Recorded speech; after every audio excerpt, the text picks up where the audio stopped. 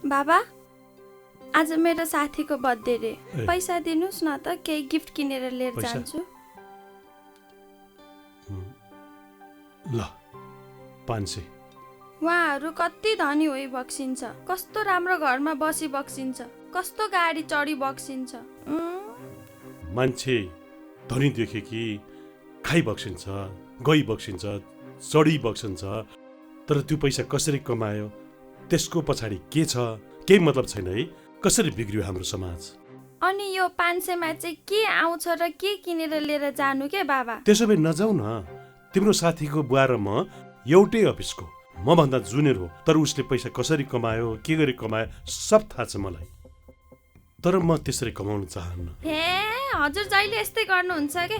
बस्नु सेक्ले गए म किन अख्तियार जाने र? मैले के गरेको छ र? के गर्नु भएको छ के गर्नु भएको छैन उहाँ गएपछि थाहा हुन्छ। हिँड्नुहोस् न खुरुक्कन हामीसँग। ड्याडी के भो ड्याडी?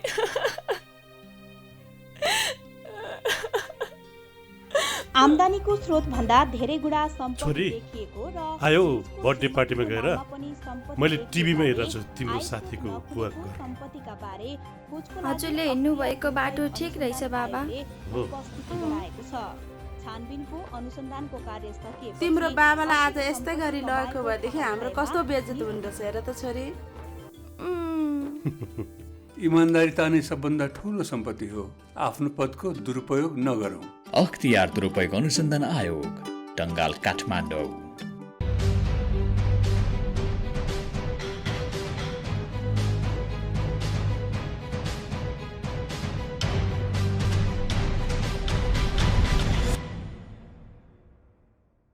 नमस्कार, कार्यक्रम सुशासन सवालको नयाँ अङ्कमा यहाँहरूलाई हार्दिक स्वागत छ। अख्तियार दुरुपयोग अनुसन्धान आयोग र नेपाल टेलिभिजनको संयुक्त प्रस्तुति कार्यक्रम सुशासन सवालमा विशेष गरी हामीले सरकारी र सार्वजनिक निकायबाट प्रवाह हुने सेवा, विकास निर्माण, राजस्व सङ्कलन, सार्वजनिक सेवा प्रवाह सँगसँगै अख्तियार दुरुपयोग अनुसन्धान आयोगका साप्ताहिक गतिविधि पनि प्रस्तुत गर्दै आइरहेका छौँ।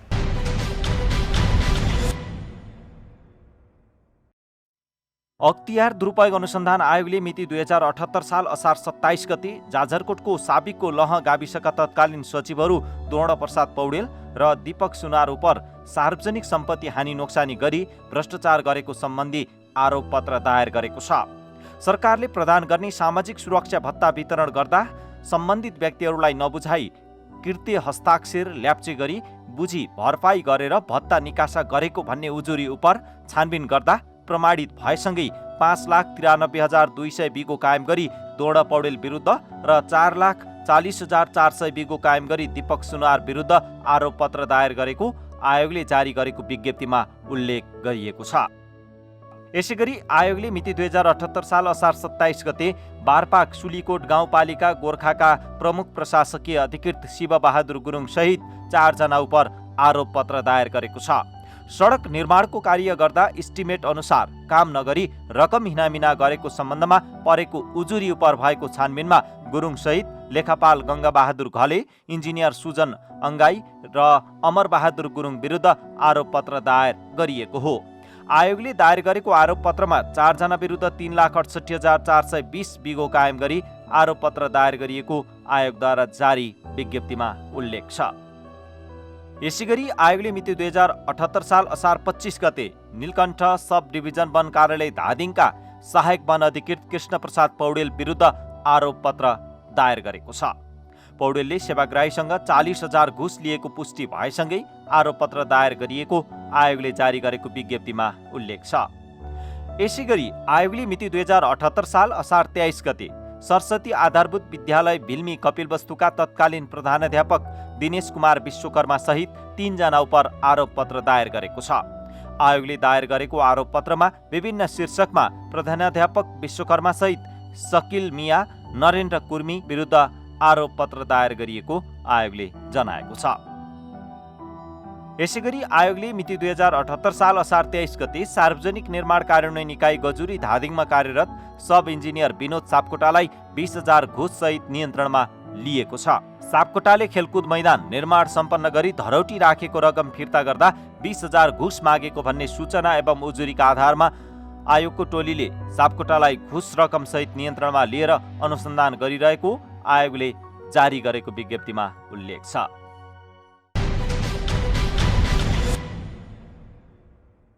दर्शकबिन, अख्तियार दुरुपयोग अनुसन्धान आयोगले आफ्नो कामलाई प्रभावकारी रूपमा अगाडि बढाउनका लागि विभिन्न क्षेत्रका विषय विज्ञहरूसँग विभिन्न समयमा छलफल र अन्तर्क्रिया गर्दै आइरहेको छ। यस्तै अख्तियार दुरुपयोग अनुसन्धान आयोगले कोरोनाको समयमा भएको बन्दाबन्दीको अवस्थामा पनि आफ्नो कामलाई निरन्तर जारी राखेको छ। आयोगका 8वटै कार्यालयले जारी राखेको कामका कारण आयोगको कार्य प्रगति पनि धेरै राम्रोसँग अगाडि बढिरहेको छ र 8वटै कार्यालयको सफलता दर पनि राम्रोसँग प्रभावकारी रूपमा अगाडि बढेको आयोगका कार्यालयहरूले बताएका छन्। आयोगको केन्द्रीय कार्यालय टङ्गालबाट पनि विभिन्न समयमा अप्ठ्यारो होस् अथवा सहज होस्, भ्रष्टाचार नियन्त्रण र सुशासन प्रवर्धनका लागि हरेक किसिमका चुनौतीहरू पार गर्दै आफ्नो कामलाई भ्रष्टाचार नियन्त्रण र सुशासन केन्द्रित गर्दै अगाडि बढेको आयोगले बताएको छ। विभिन्न क्षेत्रका विषय विज्ञहरूसँग छलफल गर्दै आइरहेको आयोगले कोरोना कालमा विषय विज्ञहरूसँग छलफल गर्न त पाएन, तर विभिन्न ढङ्गबाट सुझाव लिने, प्रतिक्रिया लिने काम भने जारी राखेको छ। यस्तै कार्यक्रम सुशासन सवालमा पनि हामीले कोरोना कालमा होस् अथवा अन्य समयमा होस् विभिन्न क्षेत्रका विषय विज्ञ र जानकारहरूसँग छलफल गर्दै आएका छौँ। सुशासन प्रवर्धनका लागि के गर्न सकिन्छ, भ्रष्टाचार नियन्त्रणका लागि के गर्न सकिन्छ, आयोग एक्लै र सँगसँगै अन्य निकाय र विभिन्न सेवा प्रदायक निकाय र सेवा प्रवाह गरिरहेका कार्यालयहरू र सेवाग्राहीले के गर्न सक्छन् सुशासन प्रवर्धन र भ्रष्टाचार नियन्त्रणका लागि भन्ने विषयमा पनि हामीले विभिन्न समयमा विभिन्न विषयका विज्ञहरूसँग छलफल गर्दै आइरहेका छौँ। आजको कार्यक्रममा पनि हामीले लामो समयसम्म नेपालको निजामती सेवामा कार्यरत रहनुभएका अख्तियार दुरुपयोग अनुसन्धान आयोगको सचिवका रूपमा पनि काम गरिसक्नुभएका व्यक्तिसँग आज हामी कुराकानी गर्न गइरहेका छौँ। अब प्रस्तुत छ सोही कुराकानी। अख्तियार दुरुपयोग अनुसन्धान आयोगमा पर्ने उजुरीहरूमध्ये अधिकांश सेवा प्रवाह छिटो, छरितो र पारदर्शी नभएको भन्ने बारेका रहेका छन्। यो सँगै विकास निर्माण लगायतका विषयमा पनि आयोगमा उजुरी पर्ने गरेका छन्। सेवा प्रवाहलाई छिटो, छरितो र पारदर्शी बनाउने मुख्य जिम्मेवारी सरकारी र सार्वजनिक निकायमा बस्ने जिम्मेवार पदाधिकारीहरूको हो। सार्वजनिक निकायमा बसेर सेवाग्राहीलाई दुःख हैरानी दिने प्रवृत्ति विरुद्ध आयोगमा पर्ने उजुरी उप आयोगले छानबिन अगाडि बढाइरहेको छ। आयोगले सरकारी र सार्वजनिक निकायबाट प्रवाह हुने सेवा र विकास निर्माणका काममा भ्रष्टाचार नहोस् भन्ने ध्येयका साथ विभिन्न कार्यक्रमहरू पनि सञ्चालन गर्दै आइरहेको छ। निजामती सेवामा व्यवहारिक पक्षहरू कमजोर रहेको टीका टिप्पणी पुरानै हो, जुन अहिले पनि छ। सेवाग्राहीको व्यक्तित्व, प्रभाव र पहुँचका आधारमा सेवा प्रवाह गर्ने प्रवृत्ति थप हावी हुँदै गएको छ। सैद्धान्तिक पक्ष राम्रो भए पनि त्यसको व्यावहारिक पक्षलाई अझ जोड दिनुपर्ने पूर्व सचिव केशव भट्टराईको भनाइरहेको छ। अब निजामती सेवामा जो सेवा प्रवाहमा संलग्न भएका कर्मचारी साथीहरू हुनुहुन्छ, उहाँहरू पनि एउटा निश्चित परीक्षा पद्धति उत्तीर्ण गरेर आउनुभएको छ, बौद्धिक ज्ञान छ उहाँहरूसँग, तर व्यावहारिक पक्ष हाम्रो चाहिँ कमजोर छ। जस्तै उदाहरणको लागि कुनै सामान्य नागरिक कुनै सरकारी निकायमा गयो, धुत्रो मैले खालको छ, उसले सबै कुराहरू बुझेको छैन भनेपछि त्यस्तो मान्छेलाई जुन खालको व्यवहार गरिन्छ र अलिकति सहरिया, अलिकति भनौँ न अलि बौद्धिक खालको, अलि टाठो बाठो मान्छे गयो भने उसले पाउने सेवा प्रवाहमा चाहिँ फरक देखिने स्थिति छ, देखिया छ। यो हिजो अस्ति पनि थियो, अहिले पनि त्यसको मात्रा खासै घटेको जस्तो लाग्दैन। र यसको कारण चाहिँ त्यो व्यावहारिक पक्ष हो हाम्रो। कर्मचारीले अब एउटा सेवकको रूपमा जसरी चाहिँ नागरिकलाई म त्यही नागरिकको बाट उठाइएको करबाट खाएको पैसा तिरेर सरकारले मलाई लिएको छ र त्यही कामको लागि राखेको छ भन्ने खालको जुन मनोवृत्ति हामीमा हुनुपर्ने हो, त्यो खालको मनोवृत्ति चाहिँ निजामती कर्मचारीहरूमा म हुँदा पनि थिएन होला। त्यो अब म चाहिँ त्यसमा अछुतो थिएँ भन्न मैले खोजे होइन, तर त्यो खालको प्रवृत्ति चाहिँ अधिकांश कर्मचारीमा, सबैमा नभनौँ, अब कतिपय कर्मचारी साथीहरू त्यो मर्म बुझ्नुहुन्छ, तर हाम्रो सामान्य प्रवृत्ति चाहिँ त्यस्तो खालको हो कि भन्ने त्यो आम जनताको गुनासो पनि छ र हामीले त्यस्तो अनुभव पनि गर्छौँ। र मूलत व्यावहारिक पक्ष नै हो।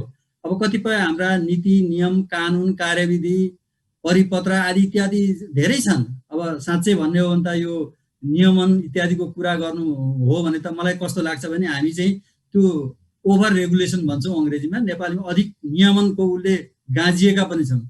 यति धेरै नियम कानुन परिपत्र आदि इत्यादि छन् कि त्यो आम जनतालाई फेरि त्यसलाई थाहा हुँदैन कि आन्तरिक हाम्रो कार्यालयभित्रका ती कुराहरू यति धेरै हामी राखेका छौँ कि ती कुराहरूले गर्दा पनि कहिलेकाहीँ चाहिँ त्यो कर्मचारी पनि बाँधिएको हो कि भन्ने खालको त्यो एकातिर हुन्छ भने आम जनता सेवाग्राहीले चाहिँ त्यो विषयसँग त्यति परिचित हुँदैन र जब त्यो सेवा प्राप्त गर्न कुनै सरकारी निकायको ढोकामा पुग्छ त्यहाँपछि ऊ रुमल लिन जान्छ।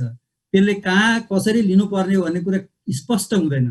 यद्यपि हाम्रा कानुनी व्यवस्था छन्, हामी नागरिक बडापत्रको कुरा गरेका छौँ र ठाउँ ठाउँमा त्यो बोर्डहरू झुन्ड्याइएको हुन्छ, तर त्यो परिपालन भएको हुँदैन एकातिर भने जुन व्यावहारिक रूपमा त्यहाँ भोग्ने समस्याहरू छन् त्यसलाई समाधान गर्न चाहिँ सम्बन्धित निकाय र त्यहाँको कर्मचारी वृत्त त्यति लालायत भएको चाहिँ पाइँदैन। भ्रष्टाचार नियन्त्रणका लागि कुनै निकायको एक्लो प्रयास र पहलबाट मात्रै सम्भव छैन। यस्तै संवैधानिक जिम्मेवारी आयोगको भए पनि भ्रष्टाचार नियन्त्रणमा सबै निकाय र व्यक्तिको भूमिका पनि उत्तिकै महत्त्वपूर्ण रहेको छ। संघीयतासँगै भ्रष्टाचार नियन्त्रणमा अझै चुनौती थपिएको पूर्व सचिव भट्टराईको बुझाइ छ।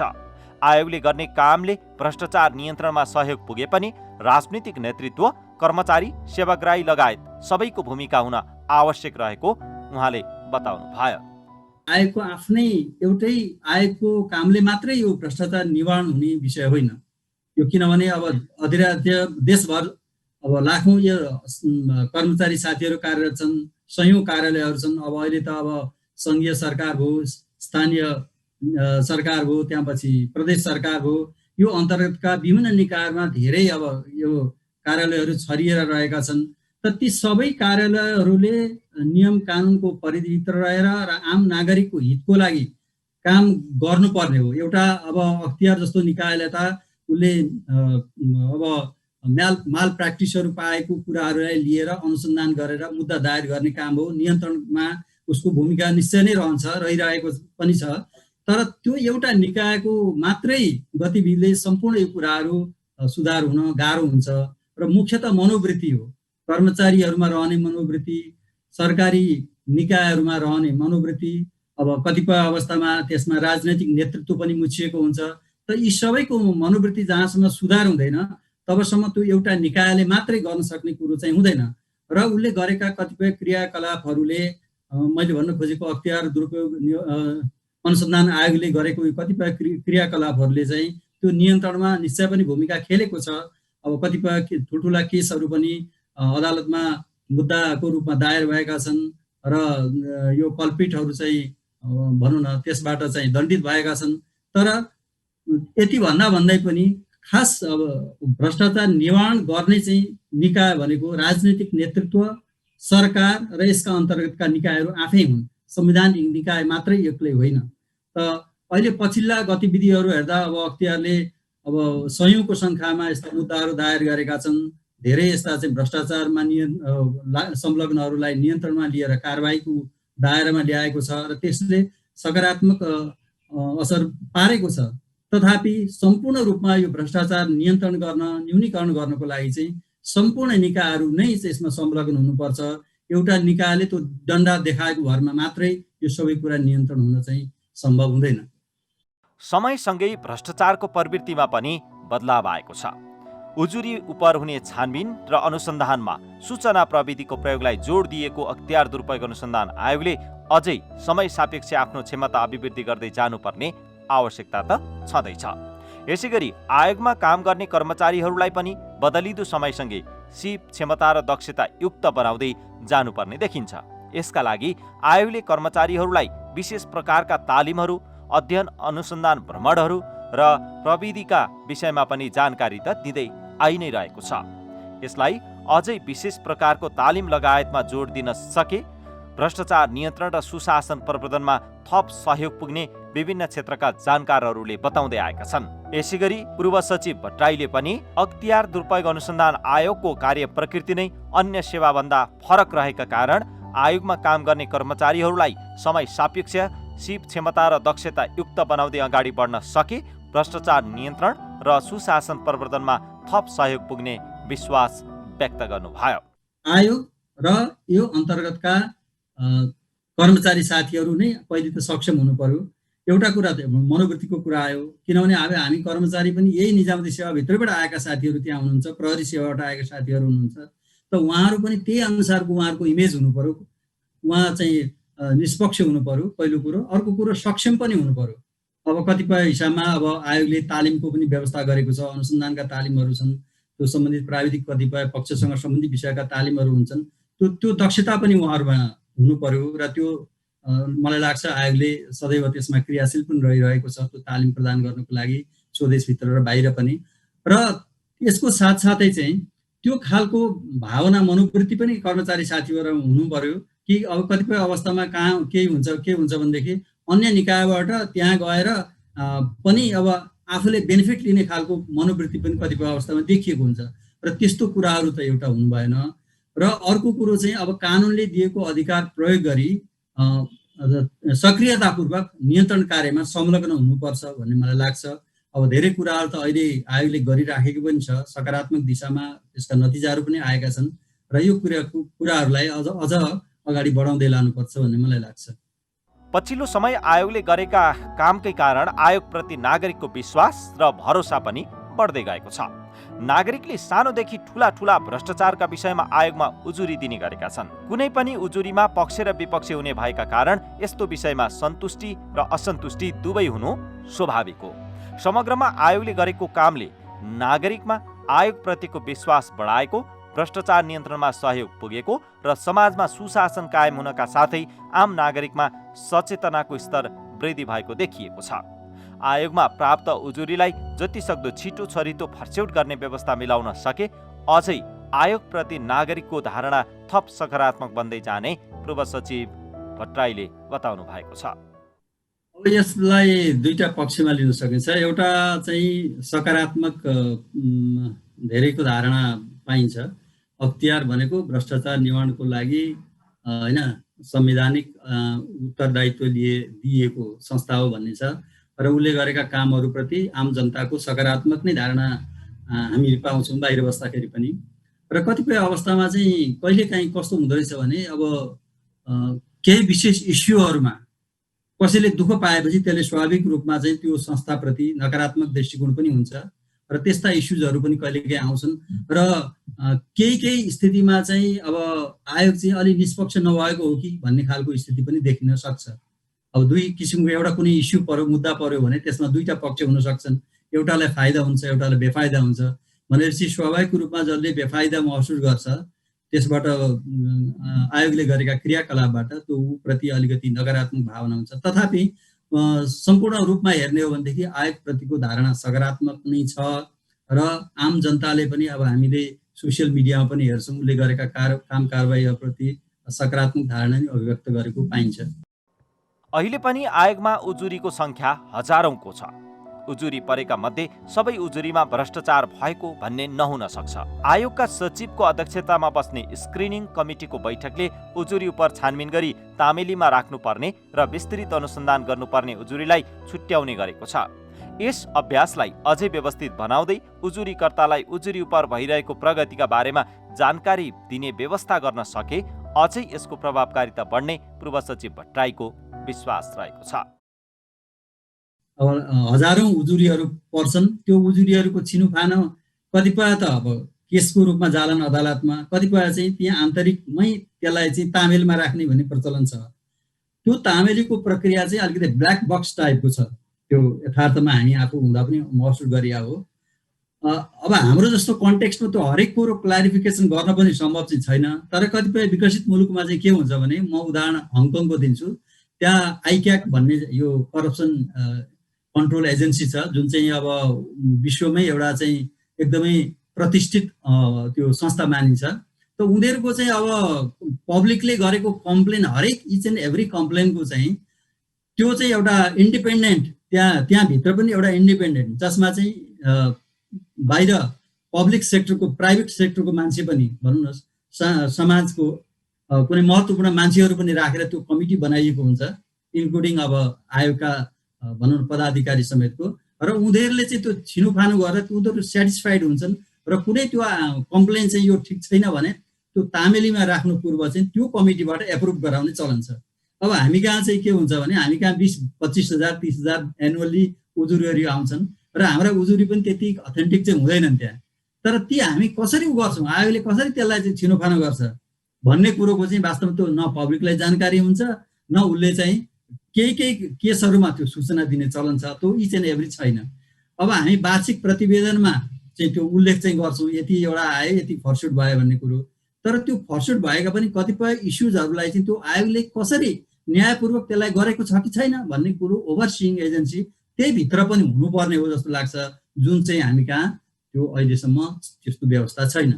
त त्यो दिशामा चाहिँ अब अहिलेको आयोगले, अब आउने आयोगहरूले चाहिँ कि त्यो हरेक उजुरी चाहिँ न्यायपूर्ण रूपमा त्यसलाई सल्टाइएको हो भन्ने कुरो एउटा ग्यारेन्टी गर्ने कुनै मेकानिजम बनाउन पाए चाहिँ राम्रो हुन्थ्यो।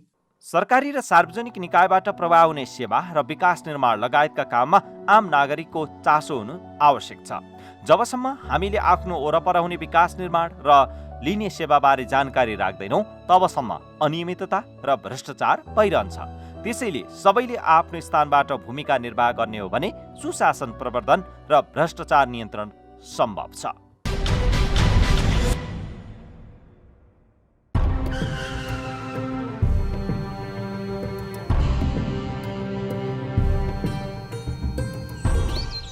यहाँको पुजारी को हुनुहुन्छ? मैले चिनी यहाँलाई। यो टिनको छाना फेरेर पित्तलको राख्ने, गजुरमा सुनको जलप राख्ने 4-5 करोड जति लाग्छ त्यो सब उहाँले दिबक्सिन्छ। तपाईँले ठेक्कामा निर्माण गर्नुभएको सरकारी भवनहरू चर्किसके, पुलहरू बन्दाबन्दै भत्किसके, सडकहरू बन्दाबन्दै खाल्टाखुल्टु भइसके, देशका संरचनाहरू पनि त यो मन्दिर जस्तै पवित्र हुन् नि। त्यसरी कमाएको पैसाले हामी यो मन्दिर बनाउन दिँदैनौँ। छ्या, कस्तो खालको टुप्प्या पुजारी रहेछ भने। जाउँ हामी पूजा गर्नु।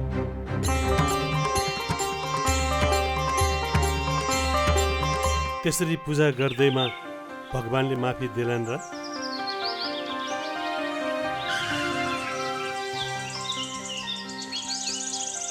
तपाईहरूलाई त मैले चिनिनँ नि। हामी अख्तियार दुरुपयोग अनुसन्धान आयोगबाट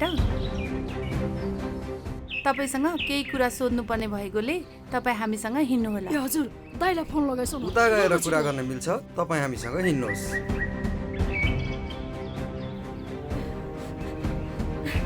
त्यसरी पूजा गर्दैमा भगवानले माफी दिलान् र? तपाईँले कमाउनु भएको प्रतिष्ठा कसैले जफत गर्न सक्दैन। पदको दुरुपयोग गरी आर्जेको सम्पत्ति जफत हुन सक्छ। अख्तियार दुरुपयोग अनुसन्धान आयोग, टंगाल, काठमाडौँ। दर्शकबिन, भ्रष्टाचार नियन्त्रण र सुशासन प्रवर्धन अख्तियार दुरुपयोग अनुसन्धान आयोगको एक्लो प्रयासबाट मात्रै सम्भव छैन। सेवा प्रदायक निकायमा बस्ने जिम्मेवार अधिकारी, सेवा लिन जाने सेवाग्राही र राजनीतिक नेतृत्व सबैको साझा प्रतिबद्धताबाट मात्रै भ्रष्टाचार नियन्त्रण र सुशासन प्रवर्धन सम्भव छ। तपाईँ हामी सबैको साझा प्रतिबद्धता भयो भने यो हाम्रो साझा समस्याका रूपमा रहेको भ्रष्टाचार नियन्त्रण हुनेछ र सुशासन प्रवर्धन हुँदै जानेछ। हवस् त, आजका लागि कार्यक्रम सुशासन सवालका लागि छुट्याएको समय सकिसकेको छ। तपाईँले यो कार्यक्रम नेपाल टेलिभिजनको वेबसाइट www.ntv.org.np, त्यस्तै गरेर मोबाइल एप्स, अख्तियार दुरुपयोग अनुसन्धान आयोगको फेसबुक पेज, युट्युब च्यानल र वेबसाइटमा पनि हेर्न सक्नुहुन्छ भन्दै अर्को सातासम्मका लागि हामी सबैलाई बिदा दिनुहोस्। नमस्कार।